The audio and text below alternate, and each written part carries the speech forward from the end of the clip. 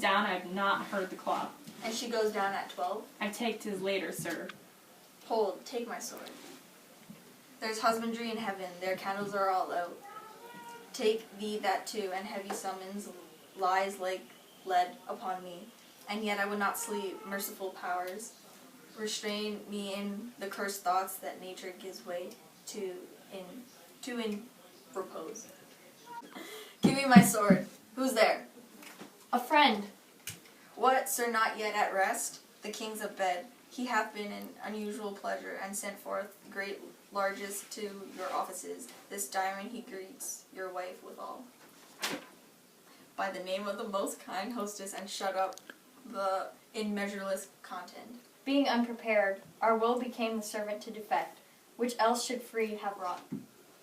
I dreamed last night of the three weird sisters. To you they have showed some truth. I think not of them, yet when we can retreat an hour to serve, we would spend it in some words upon that business, if you would grant the time. At your kindest leisure.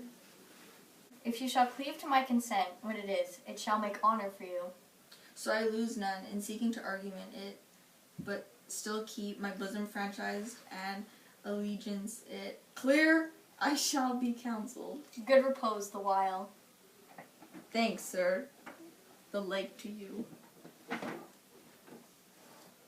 Okay. Go bid thy mistress, when my drink is ready, she strike upon the bell. Get thee to bed. Is this a dagger which I see before me, the handle toward my hand? Come, let me clutch thee. I have thee not, and yet I see thee still. Art thou not, fatal vision, sensible to feeling as to sight? Or art thou but a dagger of the mind, a false creation, proceeding from the heat-oppressed brain?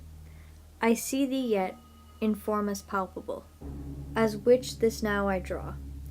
Thou marshals me the way I was going, and such an instrument I was to use. Mine eyes are made the fools of the other senses, or else worth all the rest.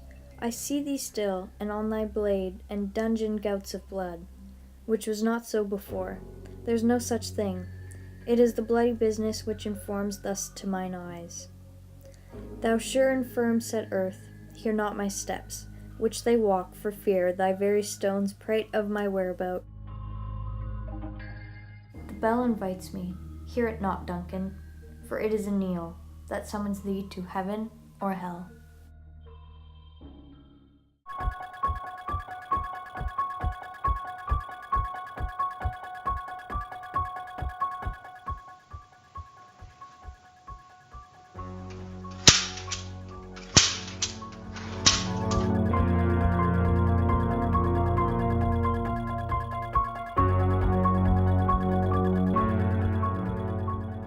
Made them drunk, hath made me bold.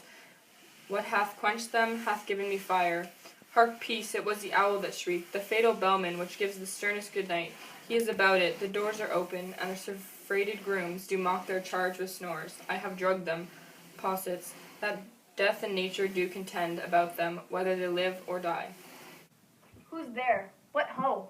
Alack, I am afraid they have awakened, and 'tis not done, the attempt and not the deed confounds us. Hark, I had laid their daggers ready. He could not miss them. Had he not resembled my father, I hadn't done it, my husband.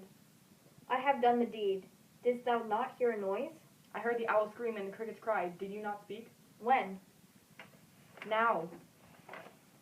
As I descended? Aye. Hark, who lies in the second chamber? Donald Bain. This is a sorry sight. A foolish thought to say a sorry sight. There's one did laugh in his sleep, and one cried murdered. That they did wake each other, I stood and heard them. But they did say their prayers and addressed them again to sleep. There are two lodged together. One cried, God bless us, and amen the other. As they had seen me with these hangman's hands, listening their fear, I could not say amen, when they did say, God bless us. Consider it not so deeply. But wherefore could I not pronounce amen? I had most need and blessing, and amen stuck in my throat. These deeds must not be thought after these ways, so it will make us mad. I heard a voice cry, sleep no more. Macbeth does murder sleep, the innocent sleep, sleep that knits up in the raveled sleeve of care, the death of each day, sore labor's bath. Balm of our hurt minds, great nature's second course, chief nourishers in life's feast. What do you mean? Still it cried, sleep no more to all the house. Glamis hath murdered sleep, therefore Cawdor shall sleep no more. Macbeth shall sleep no more. Who was it that thus cried, Why, worthy Thane, ye do unbend your noble strength to think so brain sickly of things? Go get some water and wash this filthy witness from your hands. And why did you bring these daggers from the place? They must lie there. Go carry them and smear the grooms with their blood. I'll go no more. I am afraid to think what I have done. Look on me again. I dare not.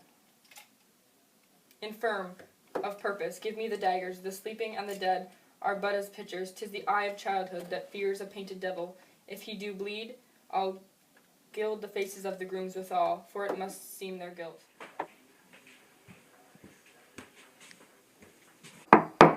Whence is that knocking? How is the with me, when every noise appalls me? What hands are here? Ha! They pluck out mine eyes. Will all great Neptune's ocean wash this blood clean from my hand? No, this is my hand will rather the multi-intinguous seas incarnate, making the green one red. My hands are of your color now, but a shame to our hearts so white. I hear a knocking at the south entry. Retire to our chamber. A little water clears us of this deed. How easy it is then, your constancy hath left you unattended. Hark, more knocking. Get on your nightgown. Let occasion call us, and show us to be watchers. Be not lost so poorly in your thoughts. To know my deed, 'twere best not know myself. Wake Duncan with thy knocking. I would thou couldn't.